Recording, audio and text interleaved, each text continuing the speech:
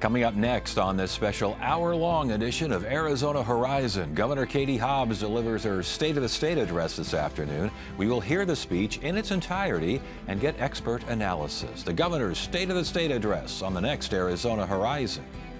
Arizona Horizon is made possible by contributions from the Friends of Arizona PBS, members of your public television station. Good evening and welcome to Arizona Horizon. I'm Ted Simons. Governor Katie Hobbs gave her State of the State address this afternoon as the 2026 legislative session kicked off. We will hear the governor's speech and then hear from two political experts on what the governor said. Here now, the governor's State of the State address. Speaker Montenegro, President Peterson, leaders De Los Santos and Sundaration, members of the House and Senate, Secretary Fontes, Attorney General Mays, Superintendent Horn, Treasurer Yee, Mine Inspector Presmick, Corporation Commissioners, Chief Justice Timmer, and members of the judiciary, tribal leaders, honored guests, and my fellow Arizonans. Today, we mark the opening of the second regular session of Arizona's 57th legislature. I want to begin by recognizing State Senator Leila Alston, who has informed us she will be retiring after this session. Leila has dedicated decades of her life to building a better state through investing in public education, protecting individual rights and freedoms, and creating a brighter future for every Arizonan.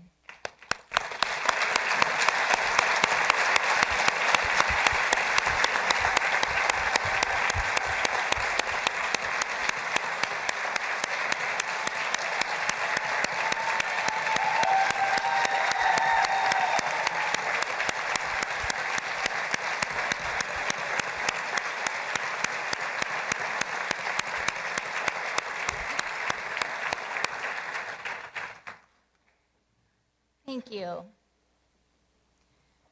And let us all come together in denouncing the horrific violence that is poisoning our politics. From the assassinations of Minnesota House Speaker Melissa Hortman and Arizona's own Charlie Kirk, to the explosive materials found in the Arizona Supreme Court just last week, the rising tide of political violence must come to an end. As elected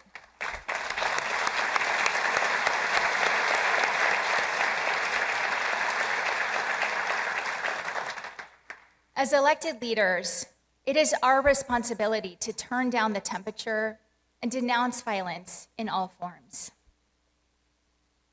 Fellow Arizonans, the late Senator Barry Goldwater once imagined what our state would be 100 years after its creation. He said, "Arizona will continue to be the haven for people who seek an outlet for initiative and a reward for work." Senator Goldwater's words were true in 1962, and they are still true today, nearly a decade and a half into Arizona's second century. Through determination, collaboration, and a few arguments along the way, our progress has carried on. Last year at this podium, I made a promise to Arizonans, the Arizona Promise. It represented the compact our state has always made to its citizens, that we would be a bastion of security, opportunity, and freedom for whoever is willing to come here, work hard, and make a good life for themselves and their families. Since I have had the honor of serving as governor, we have made great strides to restore this promise, and we have put the rights, liberties, and freedoms of the people of Arizona first. In the last year, we created tens of thousands of jobs and increased take-home pay, erased millions of dollars in medical debt for nearly 500,000 Arizonans.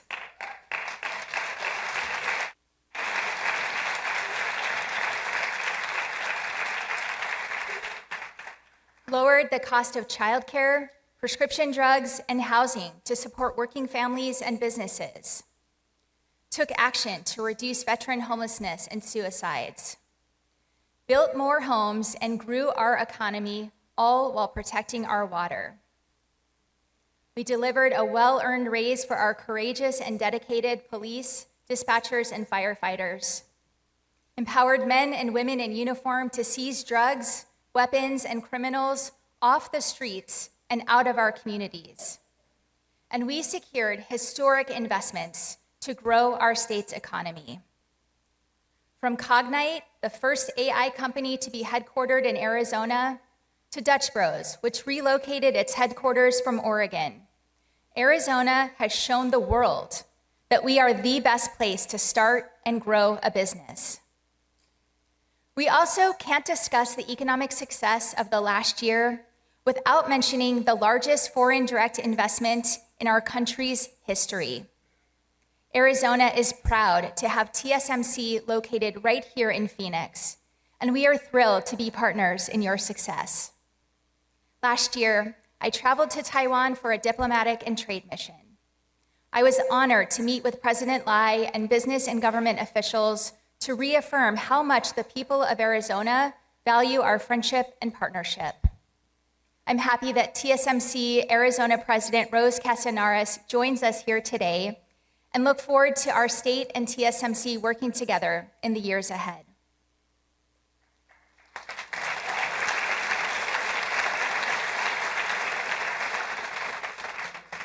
Our progress is undeniable. Still, far too many Arizonans are struggling to keep up with the cost of housing, food, healthcare, and utilities. As our state continues to build a strong economic future, I will never forget about my fellow Arizonans who are fighting every day to build a better life for themselves and their families. I will never forget them because their experience is my experience. I scraped together scholarships and worked at Pizza Hut to put myself through college. I helped domestic violence survivors as a social worker. I worked multiple jobs to make sure my kids could eat and have a roof over their heads. I understand how it feels to work hard every day, only to come up short on the bills at the end of the month, because I lived it. And that's why the Arizona Promise is personal to me. And this is why I am committed to working together on real solutions for Arizonans. Like so many Arizona families are doing right now, I know how to stretch a dollar. I saw my parents do it. I did it myself to help my family get by and support my kids. Affordability isn't a joke or some hoax. It is a real and consequential challenge that families across Arizona must grapple with every day. Pocketbooks are strained, and Arizonans need their elected officials to take action. Affordability is my top priority, and I'm encouraged that it's yours as well. And now is the time to back up that talk. Put the middle class tax cut package on my desk immediately. I'll sign it.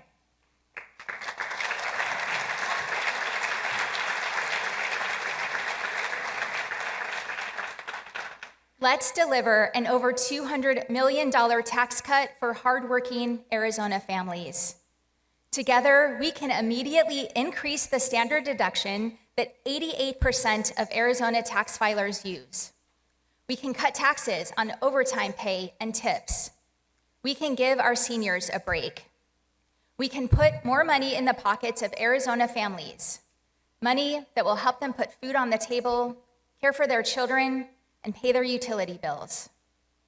I recognize that you're not going to agree with everything I say or propose here today, and that's fine. However, we should all agree that middle-class families deserve a tax cut now, so Arizonans can get that relief when they file their taxes this spring.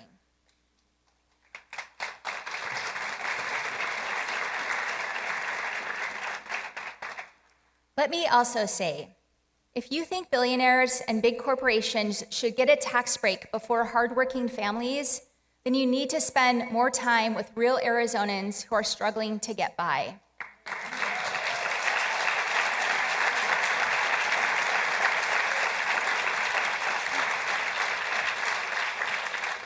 The same old partisan attitudes will get us nowhere this year.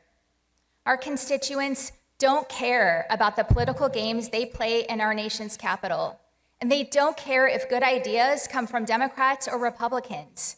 They care that the people they elect get things done to make their lives better, regardless of party affiliation and ideology.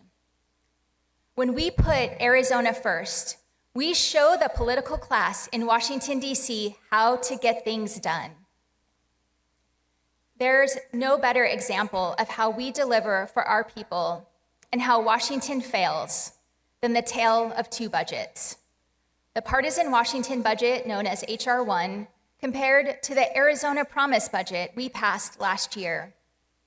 Last session, we worked together to protect Medicaid, while the partisan politicians in Washington slashed it, endangering the future of Arizona's rural hospitals in order to pay for tax breaks for billionaires.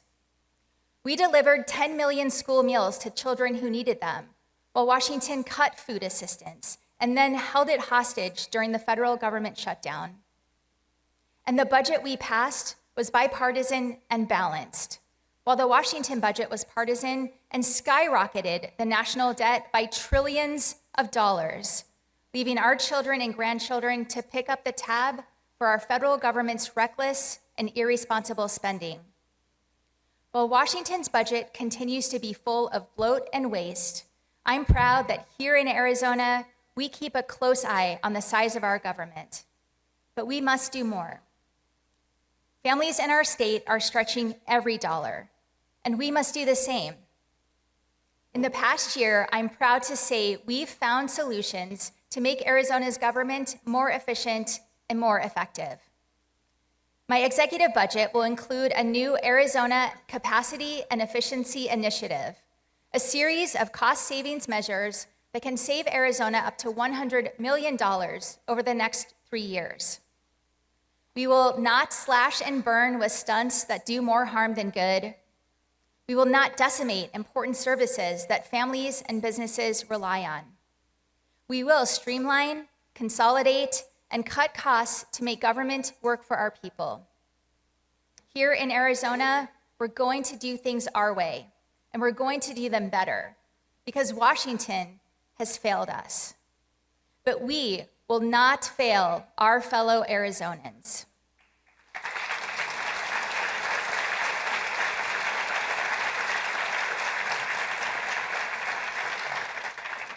Look at what we accomplished in the town of Superior, where there's a rocky wash not far from Route 60.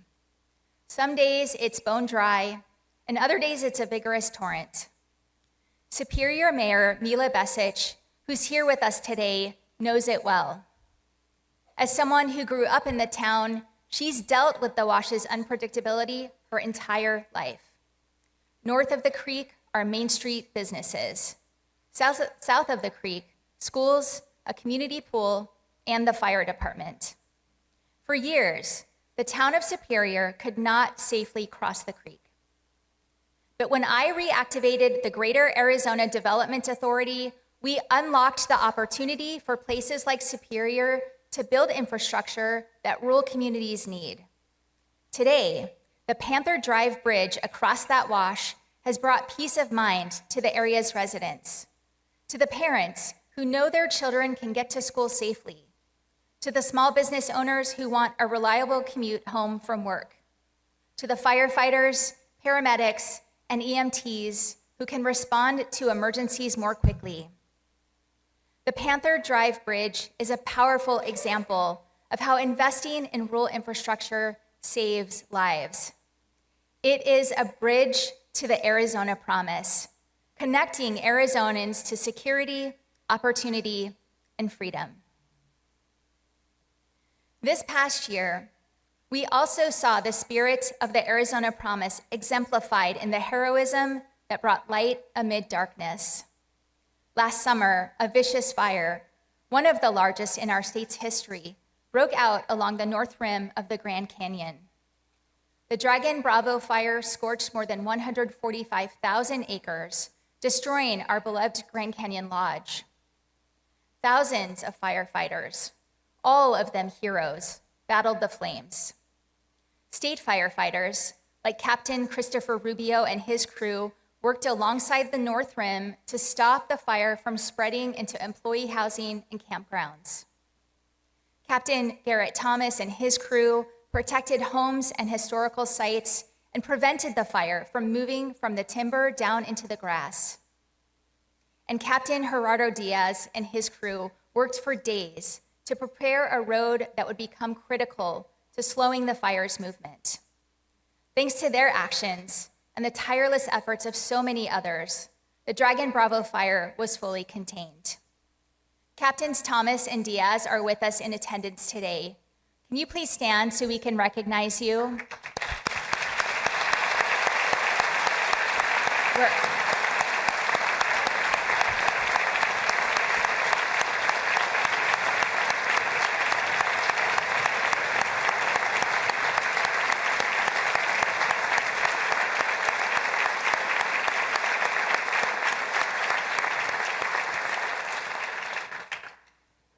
Thank you. These moments remind us just how fragile life can be, but also how resilient we are as Arizonans. And we certainly need that resilience today, especially in the wake of the federal government's incomprehensible decision to deny Arizona's emergency funding request to help the Globe and Miami communities that suffered devastating floods. Families have had their lives shaken and their livelihoods destroyed. These are our fellow Arizonans. They are our fellow Americans, and they need our support now more than ever. In the aftermath of the floods, I visited small businesses and their owners. An antique store where mud had reached waist level, wreaking destruction. A family-owned dance studio where beautiful costumes and expensive equipment were lost forever. Neighbors showed up with shovels to clear mud and debris and salvage anything they could. Blood, sweat, and tears went into building these livelihoods. How can our federal government turn its back on Arizonans who are simply trying to get back on their feet? No matter who you voted for, we are Arizonans and Americans who deserve help when disaster strikes. I hope elected officials on both sides of this chamber and in Congress join me in calling on FEMA to right this wrong and reverse their callous decision to deny our communities emergency assistance.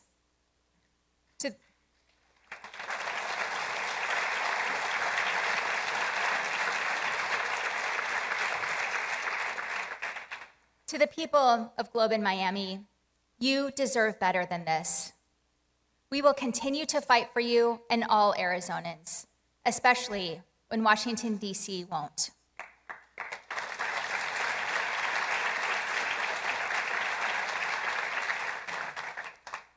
As elected officials, we have a responsibility to deliver what matters most to Arizona families: security. Security that protects our communities, our pocketbooks, and our dreams for the future. At the core of the Arizona Promise is safety for all. That means stopping dangerous drugs from invading our state and getting criminals who are harming our families and neighbors off our streets. When Washington politicians failed us, I proudly deployed members of the Arizona National Guard to our southern border. The efforts of these brave men and women have stopped millions of fentanyl pills, thousands of pounds of other illicit substances, and hundreds of illegal weapons from entering our state. But transnational crime doesn't stop at our border. That's why last year I launched Operation Desert Guardian. We brought together local police departments, county sheriffs, state troopers, tribal and federal law enforcement officers to disrupt and dismantle transnational criminal organizations in Arizona. And they have made an impact statewide. Last month, state troopers and law enforcement partners in northern Arizona, including the Yavapai and Coconino County Sheriff's offices, conducted a coordinated effort along the region's major transportation corridors.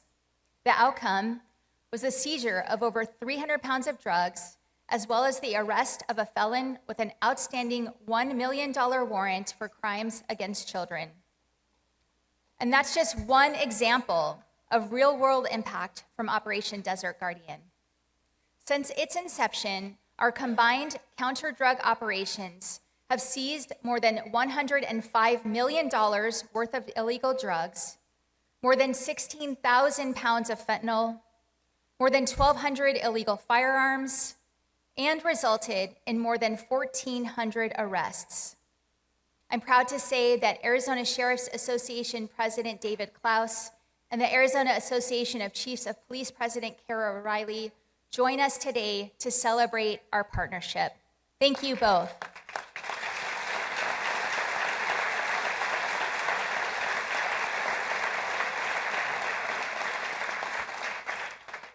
Thank you both, and thank you to all law enforcement who are working with Operation Desert Guardian, and to the hundreds of men and women in uniform who contribute their expertise, skills, and bravery to this important mission. Here in Arizona, we're getting real results. While the federal government neglects drug smuggling and human trafficking cases to chase deportation quotas, Arizona is taking on the cartels.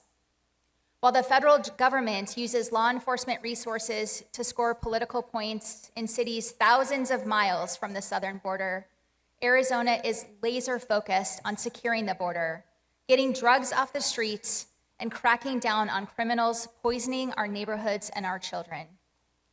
We have consistently picked up the slack for the federal government, racking up a tab of over $700 million in border security expenses over the last 5 years. I made it clear to both the Biden and Trump administrations that we expect to be paid back. Today, I'll say it again. Arizona is tired of footing the bill for the federal government's inaction.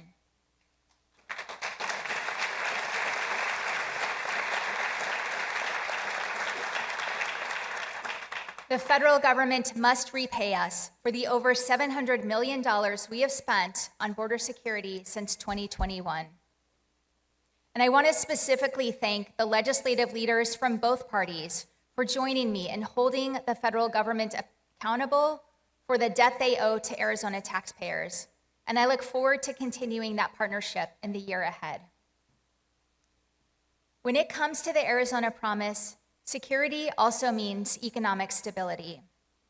It's about being able to afford basic necessities and about living without the fear of one unexpected event devastating your finances. Just look at the toll that medical debt has taken on too many Arizonans. Facing treatment for life-threatening medical conditions, many have had to make impossible choices. Pay off debt or put food on the table, or pay the utility bill. To return security to their lives, I launched a historic initiative to cancel medical debt and deliver meaningful relief for working-class Arizonans.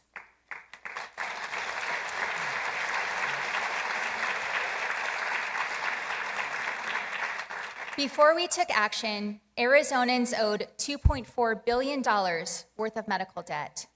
Today, we've erased $642 million in medical debt for nearly 500,000 people without costing the state government a dime.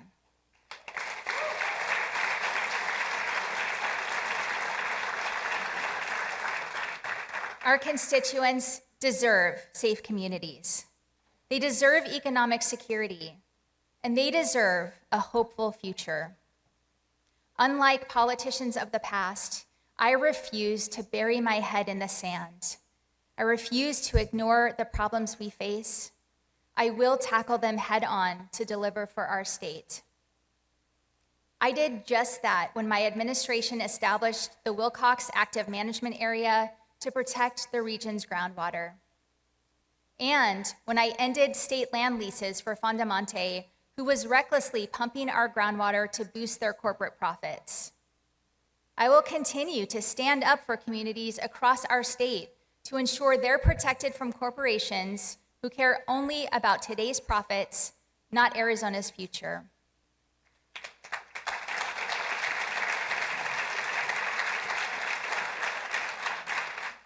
And that's why today I am announcing a new active management area for La Paz County to crack down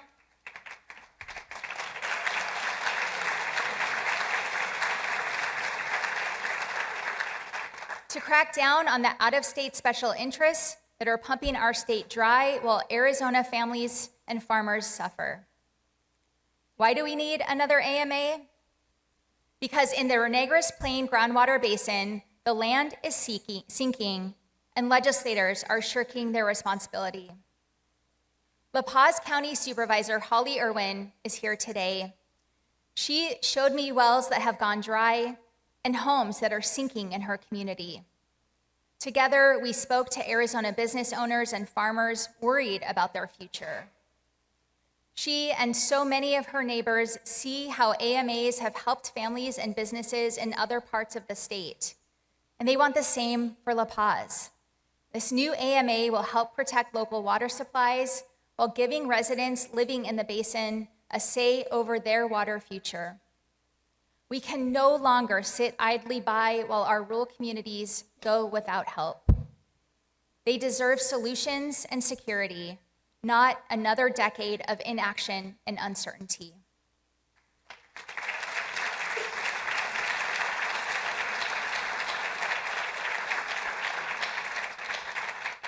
And while we secure our water and stand up for our communities, we can grow our economy, build homes, and create the future that Arizona families deserve. We did just that last year with the creation of innovative groundwater programs. I'm proud to announce that under our new Ag to Urban and alternative designation of assured water supply programs, we have already designated water supplies for over 60,000 new homes in Arizona.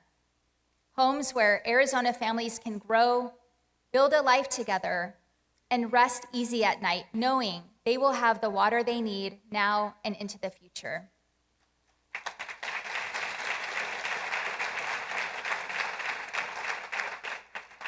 This type of smart growth is our future. We can protect our groundwater supplies. We can build more housing and lower costs. We can continue to be the model for the nation when it comes to water conservation and economic development. I reject the naysayers on both sides who pit economic growth against a sustainable water future. Those who say we must gut water protections to grow our economy, or who say we must sacrifice our farms, jobs, and businesses to protect our natural resources.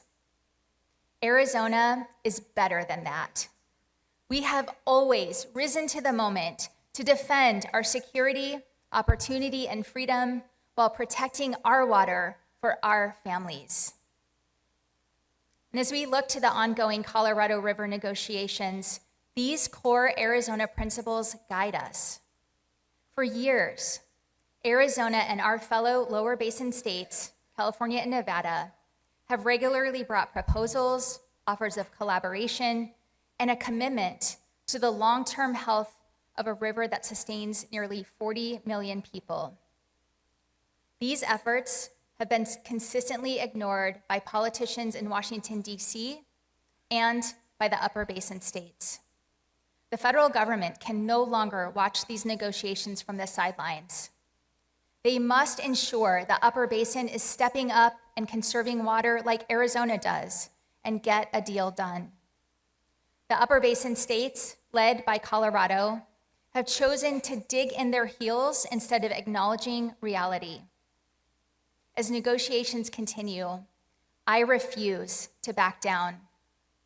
I stand united with our tribal partners, our farmers, cities, businesses, and others who know this water is a vital resource for our state. I stand united with Speaker Montenegro, President Peterson, and leaders De Los Santos and Sundaration, who have been partners in this fight, working with me to hold the Upper Basin accountable. I will keep putting Arizona first and fight for the water we are owed.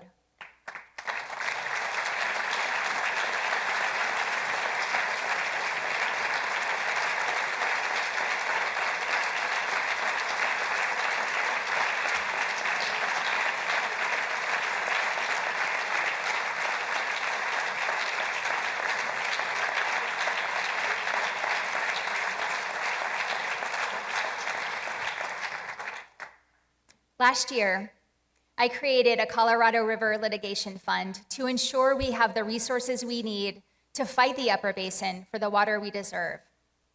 This year, my executive budget will include $30 million for a new Colorado River Protection Fund to supercharge our conservation efforts and continue building a sustainable and growing economy.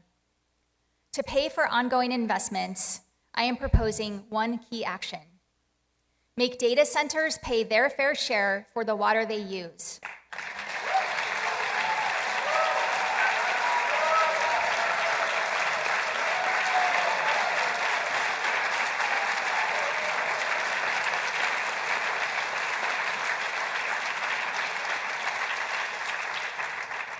The average Arizona family pays 1 cent for every gallon of water they use in their home. If data centers were to pay the same amount, we could make a multi-million-dollar deposit into the Colorado River Protection Fund every single year. It's time we make the booming data center industry work for the people of our state rather than the other way around.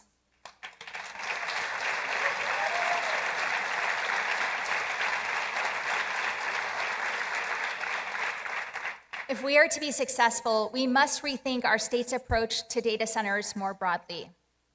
More than a decade ago, we made a strategic decision to grow data centers by creating a tax exemption for them. I voted for it. Now, Arizona is a national leader in this sector. We must ask ourselves, should taxpayers continue subsidizing the data center industry? I know my answer. My executive budget will eliminate the data center tax exemption, putting an end to a $38 million corporate handout.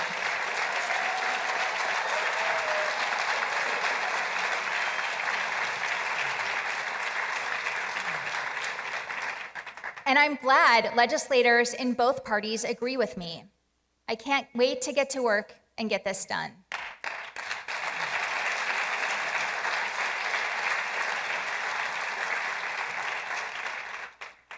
Protecting Arizonans' way of life is a pillar of the Arizona Promise. And beyond our actions on water, one of the most impactful ways we've increased that protection is a commitment to housing affordability. Over the last 3 years, we broke ground on more affordable housing units than in any other 3-year period in our state's history.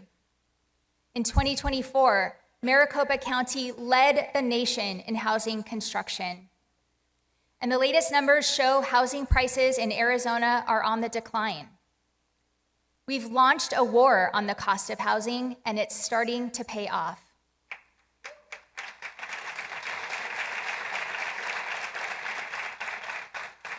Through our Arizona is Home program, we have connected Arizona families to down payment assistance and interest rate buydowns.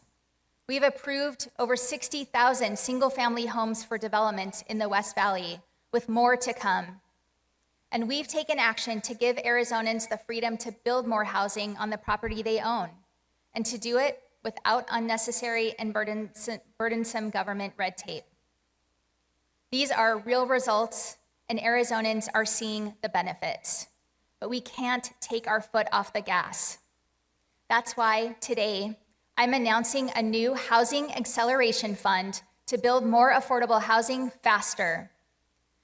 The fund leverages public and private dollars to unlock lower-cost financing and multiply the affordable homes we build. For every dollar we invest, we'll generate up to $10 to finance projects that house Arizonans.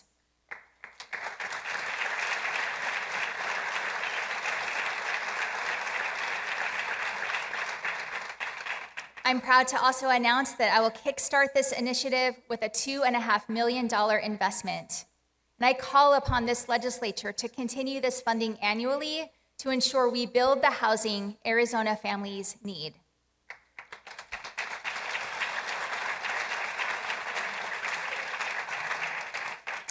Let's keep fighting to bring back the Arizona that I grew up in, one where a working class couple could buy a house to call home and raise their family in.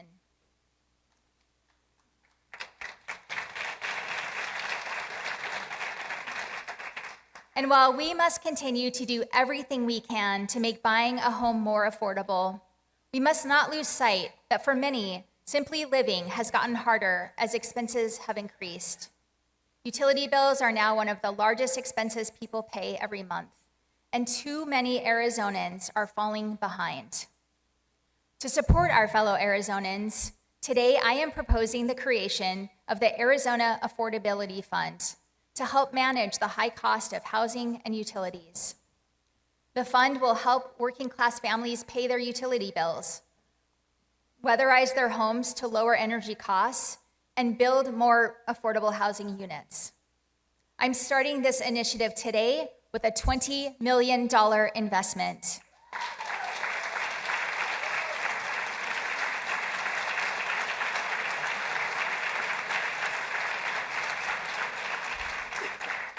But we need a funding source for the long run. Tackling affordability is not a one-year project.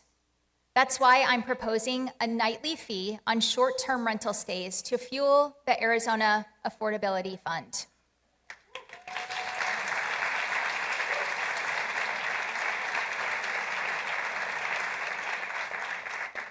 By asking vacationers to kick in $3.50, less than a cup of coffee, we can deliver major change for the working people in our state who are struggling to get by.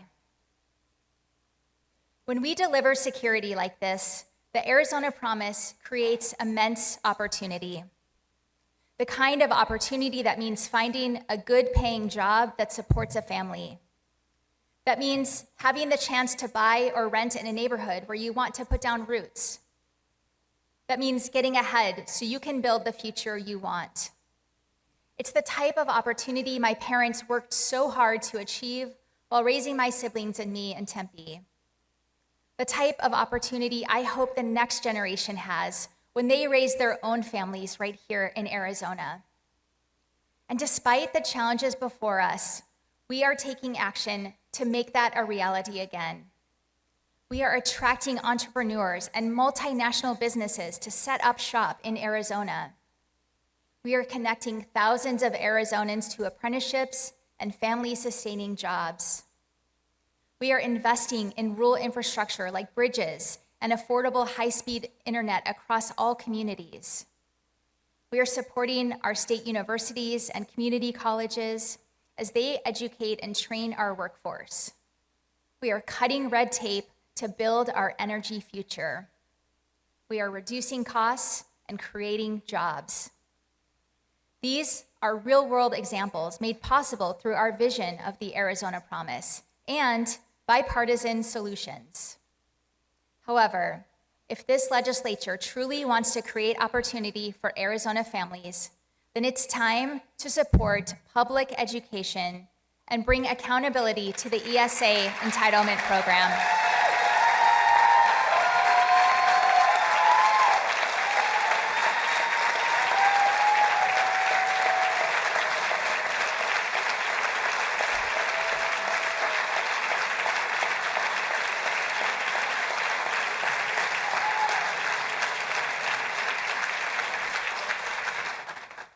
While other government entitlements have strict requirements and oversight, the ESA program continues to operate unchecked, squandering taxpayer dollars with no accountability.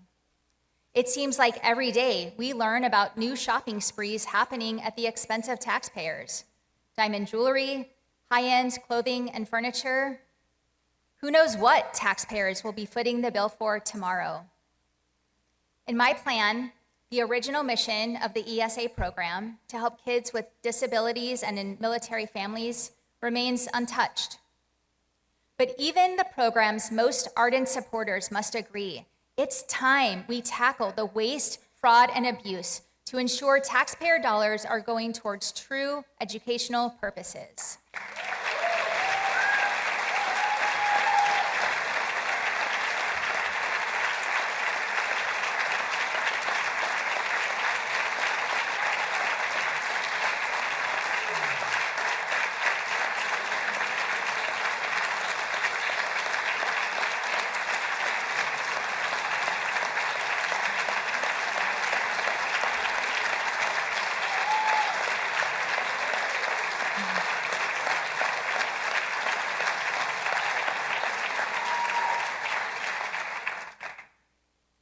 When we revisit a renewal of Prop 123 this session, let's end the partisan calls to add constitutional protections to the ESA entitlement program.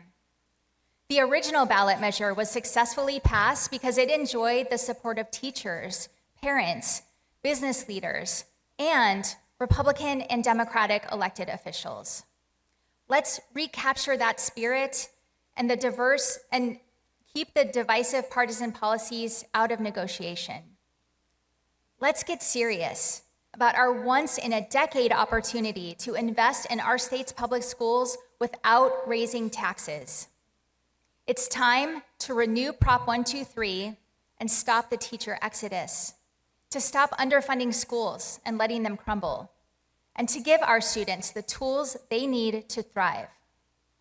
Let's show parents, the business community, and the nation that Arizona is serious about building the world-class public education system we need for the future through every stage of education.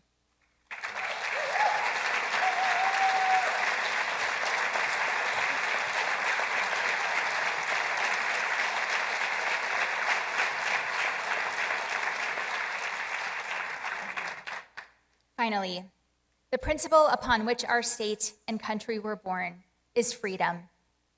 We believe in and realize the promise of freedom every day. But freedom is not inevitable nor guaranteed. We have to forge a path of liberty every day to keep it alive. And Arizonans will always rise to that challenge. I think of so many Arizona trailblazers who have paved this way, from Barry Goldwater and John McCain, to Mark Kelly and Gabby Giffords, from Cesar Chavez to Sandra Day O'Connor to Pat Tillman.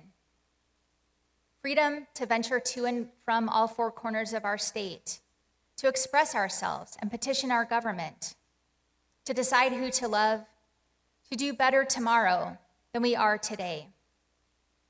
Freedom to make your voice heard at the ballot box. Freedom to make your own medical decisions, including how and when to grow your family.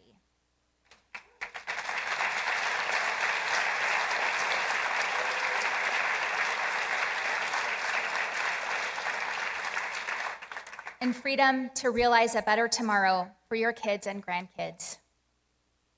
Freedom, in all its shapes and sizes, is in the DNA of Arizona. Generation after generation, we have protected our citizens from federal overreach, from misguided politicians, from economic hardship, from terrorism and cyber threats, from drought and other natural disasters. We have braved tumultuous days and emerged stronger, a national and international leader in biosciences, advanced chip manufacturing, aerospace, and other future-defining industries. We have never lost sight of the North Star of freedom that makes it all possible. That was certainly the case for me. Where else can someone whose family relied on food stamps to get by be the first in her family to graduate college from two of our state's public universities? Where else can a social worker who supported domestic violence victims carry that experience to the Capitol to make lives better? Where else can a stressed mom who had to take second and third jobs to support her kids go on to fight for families as governor? That's what makes Arizona such a special place. Yes, we have stunning natural beauty, the most stunning of all 50 states. But our freedom is what truly sets us apart. This is the Arizona promise, and we all deserve to be a part of it. I'm proud of how far we've come in making that promise a reality. But Arizona families can't afford for us to go backward. Without a doubt, there are challenges ahead. Washington, D.C. elites will try to divide us using zero-sum politics. They will sneer at bipartisanship, vilify communities, and put ideologies over common sense. Make no mistake, though, our state's full potential is realized when we work together to do what's right for our citizens and overcome the naysayers and the hyperpartisans. we have the opportunity before us, and we must seize it. Together, we can lower taxes for Arizona families now. We can make housing and energy more affordable. We can protect our communities from criminals and drugs. We can craft water policy that protects our most precious resource while advancing economic development and security. We can guarantee Arizona remains the best place in the country to start or grow your business. Together, we can ensure Arizona is blessed with security, opportunity, and freedom. Arizonans are counting on us, and we will deliver. Now let's get to work.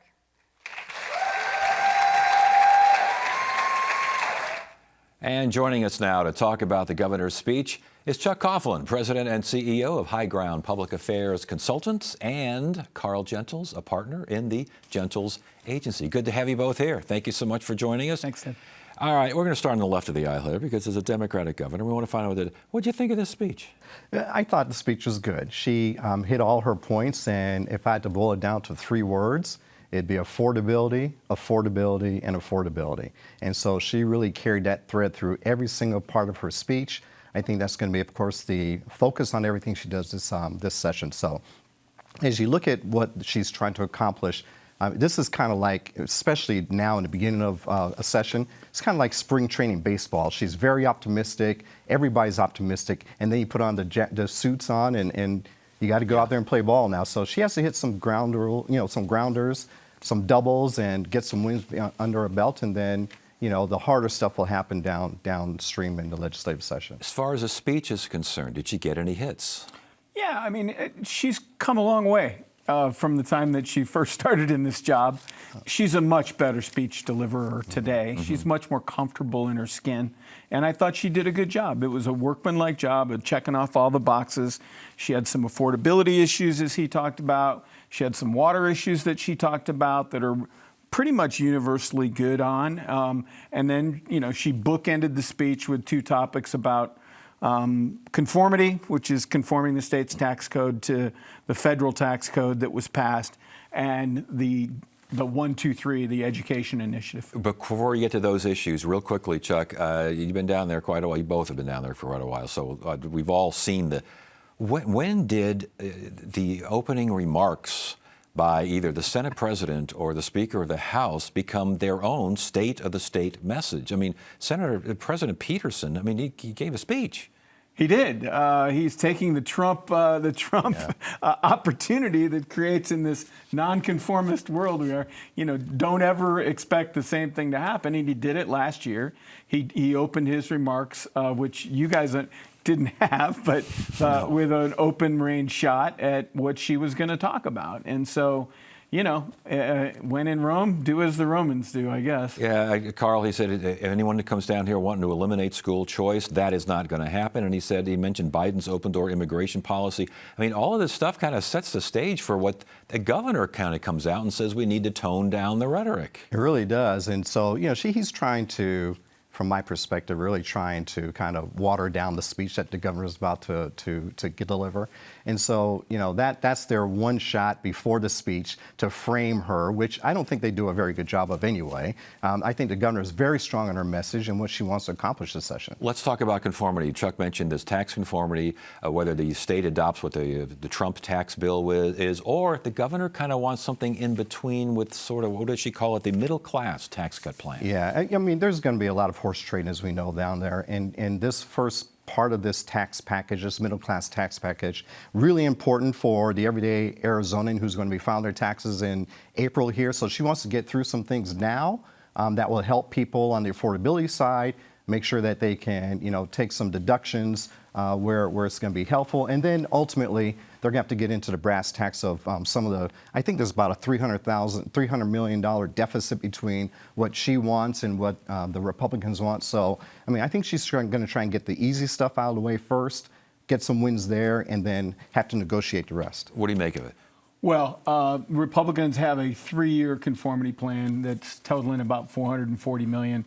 She's got $220 million on the table The reality is that the legislature is going to come into session on Wednesday. They're holding joint meetings. They're going to pass their bill, which they have all lined up. They're going to put it on her desk. She'll veto it. So then but that'll be the beginning of the negotiation that we go down here.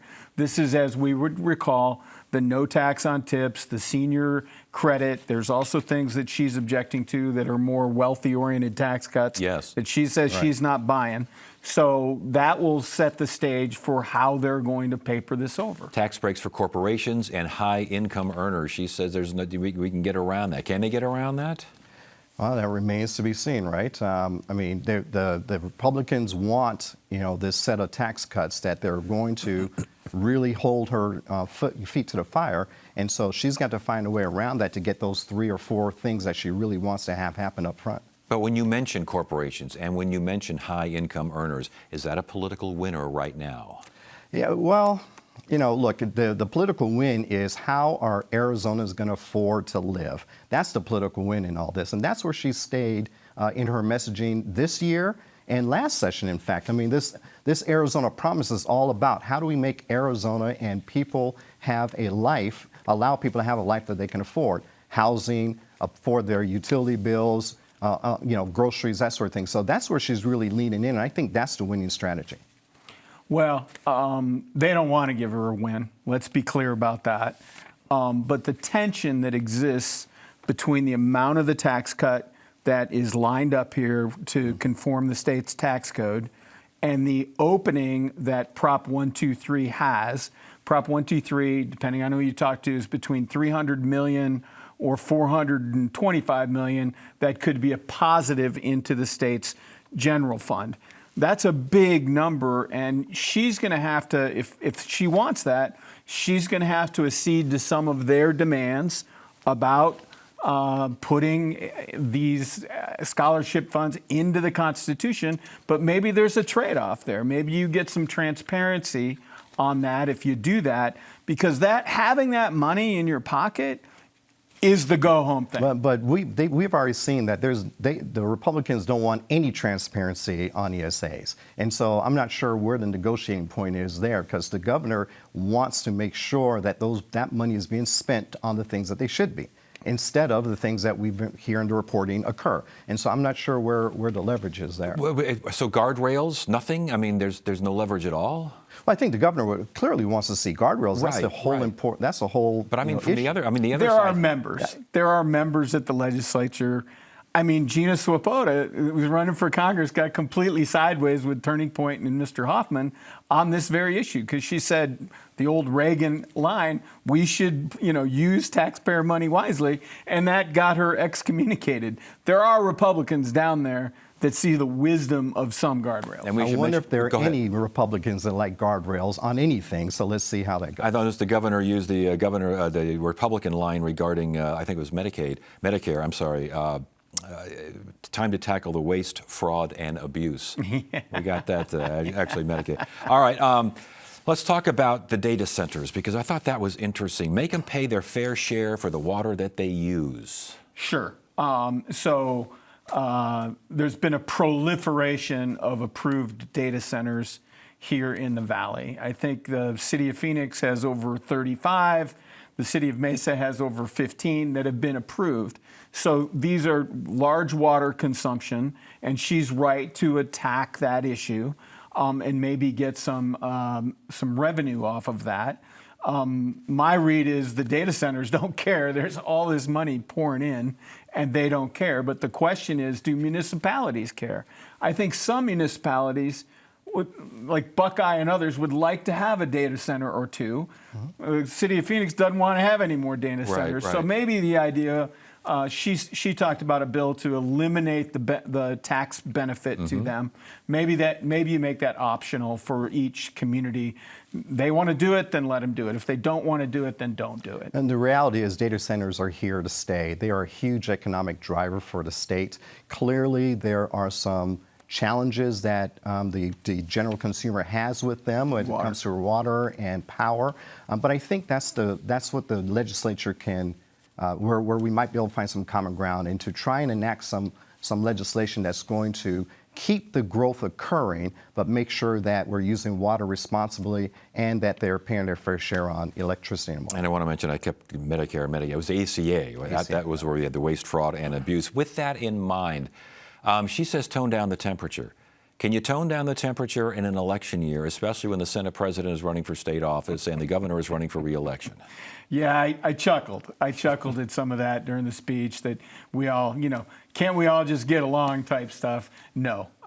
This is going to be it's going to be a hot session. A lot of hot takes, a lot of bitterness. Everybody in leadership hopefully will discipline themselves to keeping their eye on the ball. You got to have something done here by the end of June. Most of my colleagues are saying not going to get done by the end of June, which makes nobody happy. Yeah. And so the rhetoric's out of the box, and it's going to reflect what we're seeing across the country. I would agree. I mean, it's going to be very difficult given the national political environment. And so I think, look, if our better angels prevail, I think we'll all be very happy here at the end of this session. But I suspect that it's going to get pretty rough and tumble because that's what it is. Well, real quickly, because we're running out of time here, I'll start with you. Will the governor come out of this session looking good or looking not so good? Look, as long as she stays on the affordability message and her initiatives there, and she gets those wins, those grounders, those doubles. As long as she gets those, I think she's going to come out very well. That's the challenge, though, because you've got a contentious legislature that may not let that happen. And it may not be up to her, right? I mean, it used to be said that all politics is local. That's not true anymore. We've nationalized this discussion. If the president wants to invade the state with ICE, all bets are off. Yeah. All right, Chuck Coughlin and Carl Gentles, always a pleasure. Always good to have you both here. Thank you for joining. Thank you. And that's it for now. I'm Ted Simons. Thank you so much for joining us. You have a great evening.